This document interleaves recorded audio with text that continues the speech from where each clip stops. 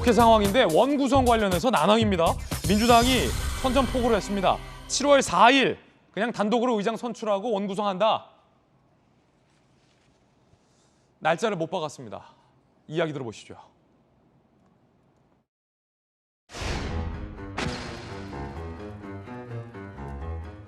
민주당이 원래 이제 7월부터 임시국회를 이제 바로 시작하자라고 해서 저희가 내일 오후 2시로 본회의가 수립되어 있는 상황인데 이를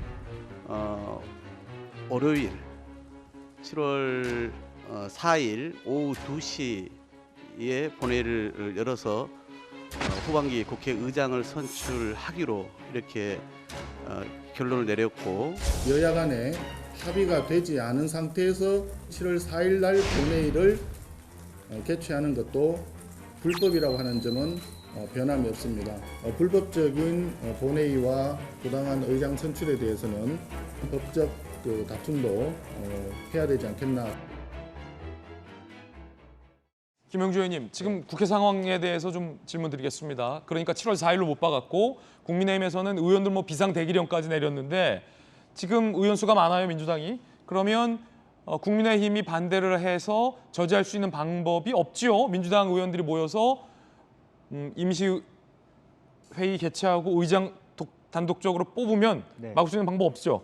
없다고 봐야죠. 어허. 지금 상황에서는. 그래서 사실은 이제 그 민주당으로는 뼈아픈 부분은 방금 얘기했듯이 김성희 후보자라든지 이런 분들에 대한 청문회라든지 청문 보고라든지 이런 부분들에 대해서 국회의장 원구성이 안 된 상태에서 무기력한 거잖아요. 또 민주당이 잘 못하고 있는 부분이고, 어차피 법사위원장을 주기로 했으면 사개특위 부분을 압박하면서 사실은 의장을 뽑아놓고 가는 것도 나쁘지 않고 야당한테도 그렇게 나쁜 것은 아니라고 봅니다. 아, 그렇습니까? 예, 그러니까 개문 발차 형태로 가는 것이고, 다만 여러 가지 절차상의 불협화음은 어쩔 수 없는 것이지만 한편으로 보면 의장을 먼저 선출하면서 어차피 의장이 정해진 의장의 어떤 그 선출 과정이 있는 것이거든요. 김진표 의원. 네, 그렇기 때문에 그런 부분에 대해서 차분하게 겉으로는 좀 티격태격하면서도 속도를 맞추는 것이 장기적으로 보면 코로나 사태 속에서 혹은 물가가 어렵고 이런 상태에서 국회를 빨리 여는 것은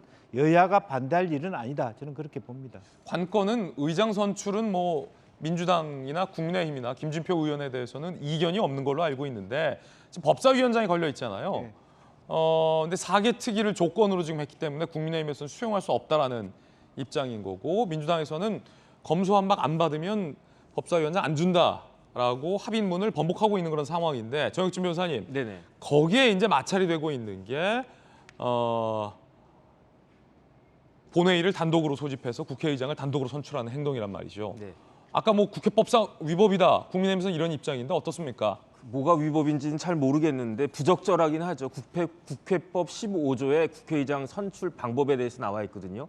일반적으로 이제 의결할 때는 과반 출석에 과반 출석한 사람의 과반 투표로 해가지고 의결이 된다라고 되어 있는데, 국회법 15조 1항에는요. 무기명 투표로 하는데 제적의 과반수로 되어 있어요. 그러니까 단순히 한 170명 참석해가지고 그 과반이 되면 안 되고 151명 이상이 이제 투표를 해야 되는데, 지금 민주당 입장에서는 그 정도 의석은 충분히 가지고 있으니까 그 다음에 이제 국회의장 선출하는 시기도 되어 있는데, 이렇게 2기 같은 경우에는 전임 박병석 의장의 임기 만료 5일 전에 투표하도록 이렇게 규정이 되어 있는데, 일단 그 규정하고는 또 상당히 늦추어지긴 한 거죠.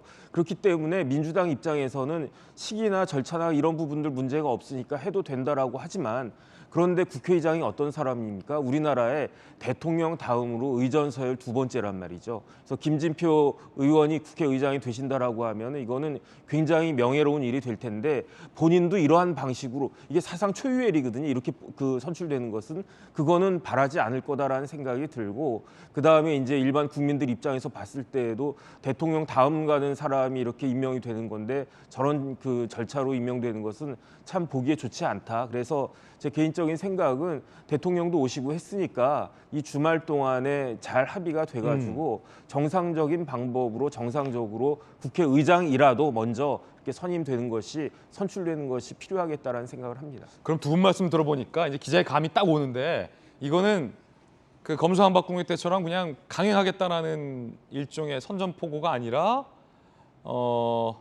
합의를 위한 배수진, 양보를 위한 배수진 이란 생각도 좀 드는 게 지금 4일까지 며칠 남았잖아요. 날짜를 뒤로 연기했어요, 김병민 대변인님. 네. 그리고 어차피 의장은 여야의 이견이 없으니까 법사위원장 문제 아니겠습니까? 근데 민주당 입장에서 그러면 우리가 이제 의장도 있고 하니까 어느 정도 한 발 양보한 상태에서 법사위원장직을 국민의힘에게 합의대로 넘겨주는 방법으로 좀 합의를 해보자. 뭐 이런 이면의 의미가 좀 담겨 있는 거 아닌가? 어떻게 보세요? 주말까지 시간을 좀 벌어둔 측면이 있긴 하죠. 예.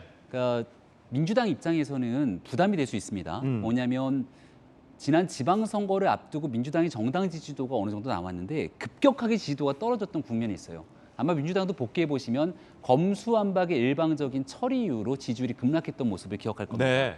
지난 과정에서는 임대차 3법을 일방적으로 처리하고 난 다음 전세 대란이 일어나고 나서 그 책임을 온전하게 민주당이 가져갔던 기억도 있을 겁니다.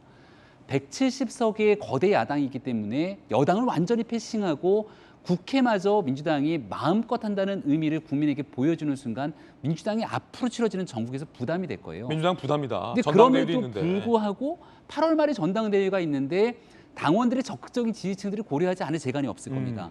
그 두 가지 측면에서 고민하고 있는 것은 잘 알고 있습니다만 그럼에도 불구하고 국민들이 원하는 민생과 경제 그리고 지금의 어려운 위기를 살리기 위해서 여야가 손을 잡아야 된다는 건 지극히 당연한 명제이기 때문에 남은 주말 동안에 최선을 다해서 약속했던 부분들 법사위에 대한 기본적인 합의는 국민의힘이 가져가고 나머지에 대한 국회 일정 정상화되기 위해서 민주당이 노력했으면 좋겠습니다. 예.